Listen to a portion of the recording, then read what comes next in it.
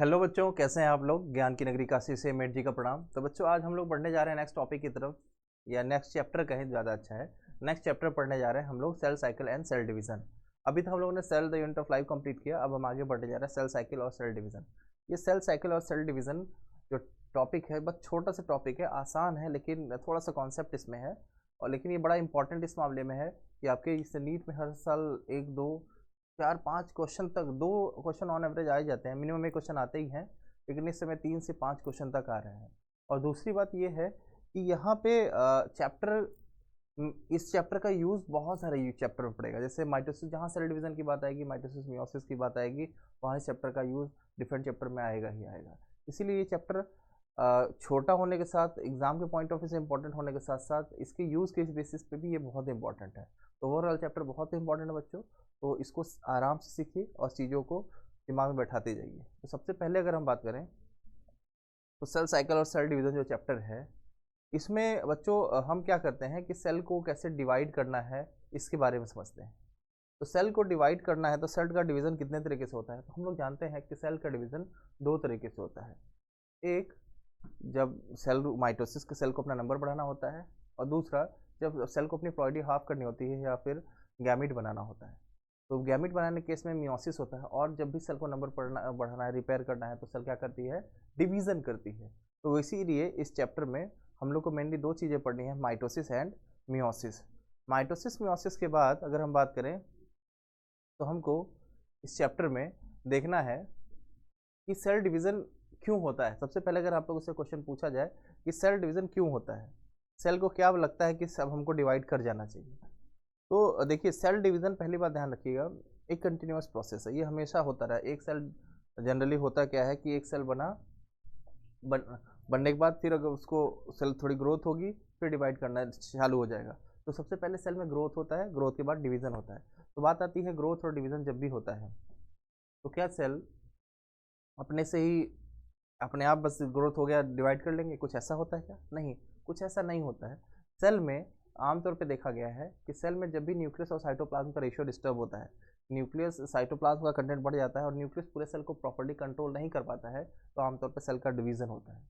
और कुछ genetic factor भी होता है जिसके कारण सेल का डिवीज़न होता है। तो इसके लिए कई थ्योरी है, जिसमें कि सेल में न्यूक्लियस साइटोप्लाज्म का रेशियो डिस्टर्ब हो गया, या कैरियोप्लाज्मिक इंडेक्स भी होता है, अगर वो डिस्टर्ब हो जाए, कैरियोप्लाज्मिक इंडेक्स घट जाए, उस केस में सेल डिवाइड करता है। तो इसी तरह से सेल को पता चलता है कि हमको डिवाइड कर देना चाहिए। मतलब ओवरऑल बात करें, जिस दिन जब भी न्यूक्लियस का कंट्रोल पूरे सेल से हटने लगता है, तो सेल को डिवाइड करना होता है, और ये जेनेटिकली कंट्रोल होता है बच्चों, इसको आप ज़्यादा ध्यान रखेंगे। तो बात करते हैं, सेल डिवाइड करने के लिए सेल 2 फेज में जाता है, एक इंटरफेज जाता है, दूसरा एम फेज जाता है। इंटरफेज बोले तो 2 एम फेज के बीच के गैप को हम लोग इंटरफेज कहते हैं। इंटरफेज में G1 S G2 आता है। एम फेज 2 पार्ट में डिवाइडेड होता है, जिसको कैरियोकाइनेसिस और साइटोकाइनेसिस बोलते हैं। तो इंटरफेज बहुत बड़ा फेज होता है, उसमें 95% और टाइम जो होता है सेल डिवीजन का इंटरफेज में जाता है, सिर्फ 5% टाइम जो होता है एम फेज में जाता है।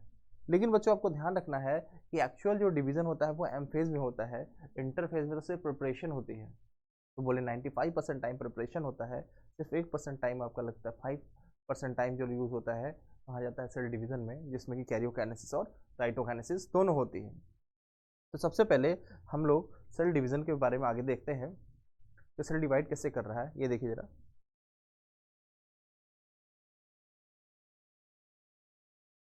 तो ये वही बताया जा रहा है कि ग्रोथ और रिप्रोडक्शन जो होता है ऑर्गेनिज्म का, वो डिपेंड, इस बात पर डिपेंड करता है कि सेल को, सेल की कितनी रिक्वायरमेंट है। सेल का पहले इन्लार्जमेंट होगा, डिवीज़न होगा। इस डिवीज़न का मैकेनिज्म जब भी होता है, तो सेल अपने आप को मल्टीप्लाई करता है, और सेल का रिप्रोडक्शन होता है। मतलब सेल को ओवरऑल नंबर बढ़ाना है तो डिफरेंट प्रोसेसेस से समझना पड़ेगा। जैसे आइए हम लोग एक ये इमेज देखिए, आइए देखते हैं हम लोग इसमें आगे। देखिए ये एक सेल है, एक सेल से 2 सेल हुआ, ये दो, पहले देखिए यहाँ पे, यहाँ देखिए कैरियोकाइनेसिस हो रहा है, देखिए न्यूक्लियस डिवाइड कर रहा है, ये न्यूक्लियस डिवाइड कर गया, अब यहाँ पे सेल डिवाइड करेगा।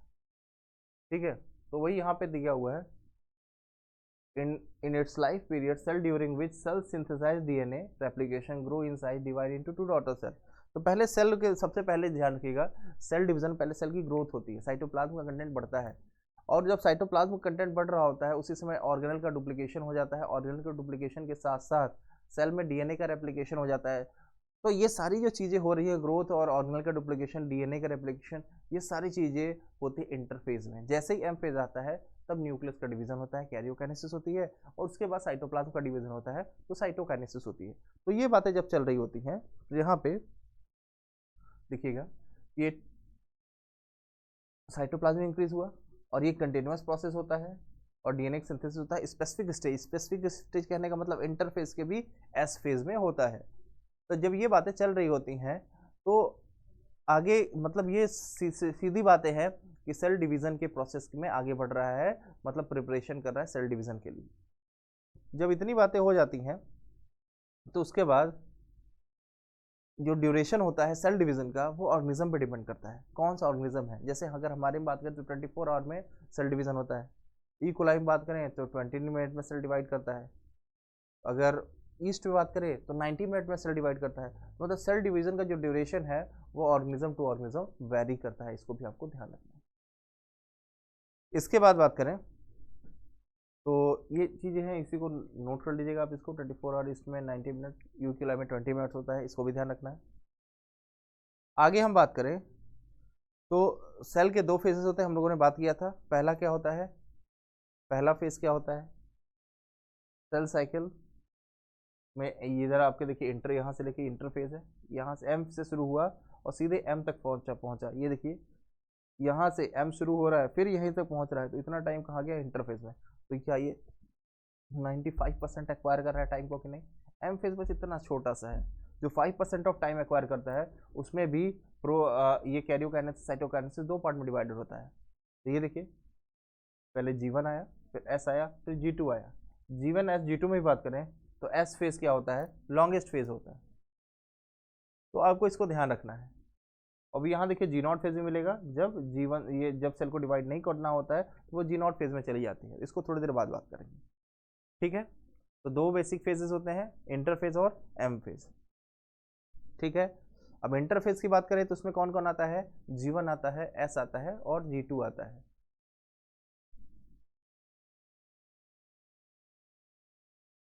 ठीक है। तो हम लोग क्या बोलेंगे, इंटरफेस को बोलेंगे। पहले इसको देखिए, ये रेस्टिंग फेज जो लिखा हुआ है, पहले इसको रेस्टिंग फेज कहते थे। पहले इसको रेस्टिंग फेज कहने का मतलब क्या था, जब हाई रेजोल्यूशन का माइक्रोस्कोप नहीं हुआ करते थे तो होता क्या था कि हम लोग जब भी इंटरफेज में माइक्रोस्कोप से देखने की कोशिश करते थे तो हमें जनरली कुछ दिखाई नहीं देता था, ऐसा लगता था कुछ हो ही नहीं रहा है। कुछ हो ही नहीं रहा तो लोग पहले सोचते थे कि इस फेज में सेल क्या कर रहा है, रेस्ट कर रहा है, इसीलिए इसको क्या कह देते हैं, रेस्टिंग फेज कह देते थे पहले। लेकिन अभी नहीं, जैसे जब हाई रेजोल्यूशन का माइक्रोस्कोप आ गया, इलेक्ट्रॉन माइक्रोस्कोप आ गया, तो उस केस में क्या हुआ, लोग देखे तो उसमें पता चला कि सेल ऑर्गेनल डुप्लीकेट कर रहा है, डीएनए का रेप्लिकेशन कर रहा है, प्रोटीन बना रहा है, आरएनए बना रहा है। मतलब सेल मेटाबॉलिकली बहुत ज़्यादा एक्टिव है, साइटोप्लाज्मिक कंटेंट भी बढ़ रहा है, मतलब सेल की साइज इंक्रीज हो रही है।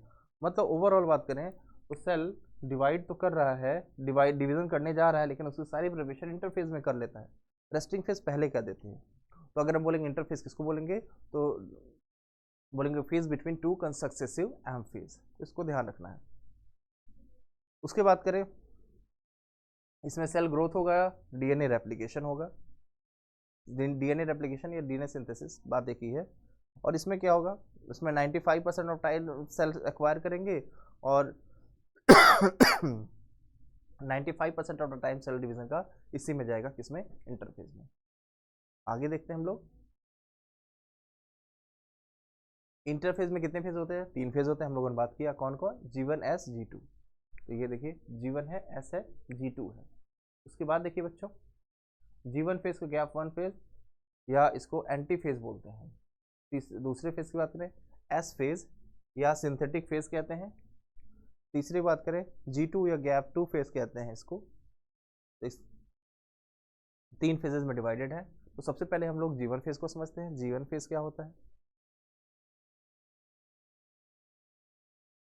Gap 1 phase, anti phase. अब देखिए, ये देखिए first gap phase G1 phase, फिर सिंथेटिक फेज, फिर G2 phase.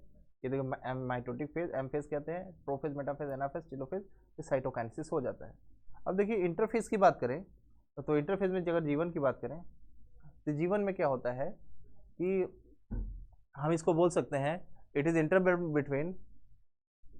Between mitosis and DNA replication, या और अच्छे से बोलना चाहे इसको बोलेंगे पोस्ट एम फेज या pre S phase. M phase के बाद आ रहा है, एस फेज के पहले आ रहा है, ठीक है। तो या एम फेज और एस फेज के बीच के इंटरवल को हम क्या बोल दिए, G1 फेज बोल दी थी। आगे अगर हम लोग बात करें तो इसका जो मेन इवेंट होता है, जो इसको आपको बहुत इंपॉर्टेंट ध्यान रखना है, सेल में ग्रोथ कंटिन्यूस होगी, ये आपको ध्यान रखना है। फिर उसके बाद अगर हम बात करें, सेल मेटाबॉलिकली बहुत ज़्यादा एक्टिव रहेगी, इसकी हम लोग बात किए थे। फिर उसके बाद अगर हम बात करें तो इसमें मशीनरी प्रिपेयर करेगा डीएनए के रेप्लिकेशन को कैसे कराना है, इसकी बात हम लोग समझेंगे। डीएनए के रेप्लिकेशन की जो मशीनरी है इसी में प्रिपेयर होती है। उसके बाद अगर हम बात करें, आरएनए और प्रोटीन का सिंथेसिस भी इसी फेज में हो जाता है। तो आरएनए और प्रोटीन का सिंथेसिस इस फेज में हो जाएगा, ये बहुत ध्यान रखने वाली बात है। और मोस्ट ऑफ द ऑर्गेनेल का डुप्लीकेशन भी इसी फेज में होता है, ये भी आपको ध्यान रखना है। उसके बाद अगर हम बात करें इंटरफेस एस फेज की बात करें, एस फेज को लॉन्गेस्ट फेज भी कहते हैं। आप अगर अपने बुक में फोटो भी देखेंगे तो वहाँ आपको पता चलेगा लॉन्गेस्ट फेज होता है। इसमें डीएनए का रेप्लिकेशन होता है, बहुत इंपॉर्टेंट है। डीएनए कंटेंट अगर 2C रहता है तो बाद में ये 4C हो जाता है। देखिए डीएनए रेप्लिकेट करेगा, यहाँ एक क्रोमोजोम था, ठीक है, इस पे देखिए ये डबल हो गया, डीएनए का अमाउंट डबल हो गया है। क्रोमोजोम एक ही था, 2 ही था, अभी भी 2 ही है, लेकिन डीएनए का अमाउंट डबल हो गया है, ठीक है। देखो इतनी बात समझ में आ गई, इसीलिए हम लोग बोलते हैं कि in this phase chromosome DNA duplication and chromosomal duplication takes place. इसका भी डुप्लीकेशन हुआ, ये नीला वाला एक स्ट्रैंड था, अब ये 2 स्ट्रैंड में कन्वर्ट हो गया, मतलब 2 क्रोमेटिड आ गए हैं, इसको भी आपको ध्यान रखना है। उसके बाद अगर हम बात करें तो वही चीज़ यहाँ पे दी गई है कि अमाउंट ऑफ डीएनए अगर पहले 2C था, अब 4C हो जाता है, लेकिन क्रोमोजोम का नंबर सेम रहता है, क्रोमोजोम का नंबर फिक्स रहता है, वो नहीं बदलता है। इसको आपको बहुत ध्यान रखना है, यहाँ बच्चे से बहुत गलतियाँ होती है, ठीक है। और इसको ध्यान रखना है, डीएनए को डिवाइड करना है। अगर एनिमल सेल में बात करें तो डीएनए को जब सेल को डिवाइड करना होता है तो सेल डिवीजन में सेंट्रियोल का बहुत ही अच्छा रोल होता है। तो सेंट्रियोल भी डुप्लीकेट हो जाता है, सेंट्रियोल 2 डुप्लीकेट होगा, तभी तो वो डिफरेंट पोल में जाएगा, स्पिंडल फाइबर का फॉर्मेशन करके डीएनए से हमारे क्रोमोजोम से जुड़ेगा। तो यहाँ बोले तो सेंट्रियोल का डुप्लीकेशन भी होता है, इसको भी आपको ध्यान रखना है, ये बहुत इंपॉर्टेंट है। सेंट्रियोल डुप्लीकेट कर गया है तो ये हम इस तरह से हमारा एस फेज कंप्लीट हो जाता है। एस फेज की बात करें तो हम लोग बात करते हैं G2 फेज या गैप 2 फेज की बात करें। तो गैप 2 फेज में अगर हम बात करें तो इसमें गैप 2 फेज में हमारा जो सेल है इसमें आरएनए और प्रोटीन का फॉर्मेशन तो करता ही करता है, यहाँ भी सेल का साइटोप्लाज्म बढ़ता है, सेल मेटाबॉलिकली एक्टिव होती है, मतलब ओवरऑल सेल का ग्रोथ हो रहा होता है। तो हमको यहाँ ध्यान रखना है कि सेल में मेटाबॉलिक एक्टिविटी बनी रहती है, सेल में मेटाबॉलिक एक्टिविटी बनी रहती है, सेल में ग्रोथ होता है और आरएनए और प्रोटीन की सिंथेसिस लगातार होती रहती है। देखिए सेल माइटोसिस के लिए प्रिपेयर करता है, क्यों, आरएनए प्रोटीन बन गया है, डिफरेंट ऑर्गेनल का डुप्लीकेशन हो चुका है, डीएनए का रेप्लिकेशन हो चुका है, तो ये सारी चीज़ें यहाँ पे हो चुकी रहती हैं। अब इससे पता क्या चलता है कि सेल को हमको आगे डिवाइड करना है। डिवीजन में पहले हमको कैरियोकाइनेसिस करना होगा, फिर साइटोकाइनेसिस करना होगा, मतलब लगभग प्रिपरेशन लगभग पूरी हो चुकी है सेल डिवीजन के लिए। जो 95% टाइम था वो यूज़ हो चुका है। अब हम लोग एम फेज में इंटर करेंगे। तो एम फेज में अगर हम बात करेंगे तो आपको ये ध्यान रखना है कि एम फेज में एक्चुअल सेल डिवीजन होता है। तो एम फेज, इसको माइटोसिस फेज भी कहते हैं, और इसमें हम लोग पढ़ेंगे क्या है, प्रोफेज, मेटाफेज, एनाफेज और टेलोफेज को हम लोग पढ़ेंगे। तो ये एम फेज जो वाला टॉपिक है बच्चों, ये हम लोग नेक्स्ट क्लास में पढ़ेंगे। आपको बस इसमें फिलहाल ये इवेंट्स को आपको देख लेना है कि यहाँ पे देखिए कैरियोकाइनेसिस होगा पहले, इसमें न्यूक्लियर का डिवीजन होगा, ये 4 स्टेप में होंगे, प्रोफेज, मेटाफेज, एनाफेज और टेलोफेज। और यहाँ पे देखिए उसके बाद कैरियोकाइनेसिस हो जाने के बाद अब देखिए यहाँ पे एक न्यूक्लियस से 2 न्यूक्लियस हो गया, अब यहाँ पे 2 न्यूक्लियस आपस में अलग हो गए, अब साइटोप्लाज्म को भी अलग कर लिया, साइटोकाइनेसिस हो गया, और हमारा जो सेल डिवीजन है वो क्या हो जाता है, कंप्लीट हो जाता है। ठीक है बच्चों, तो हम लोग एम फेज को से नेक्स्ट क्लास से स्टार्ट करेंगे, जहाँ की हम लोग माइटोसिस को अच्छे से समझेंगे, माइटोसिस के डिफरेंट स्टेजेस को समझेंगे, और आप पहले इसको रिवाइज कीजिए, तैयार कर लीजिए, इसके बाद हम लोग नेक्स्ट क्लास में मिलते हैं। थैंक यू बच्चों।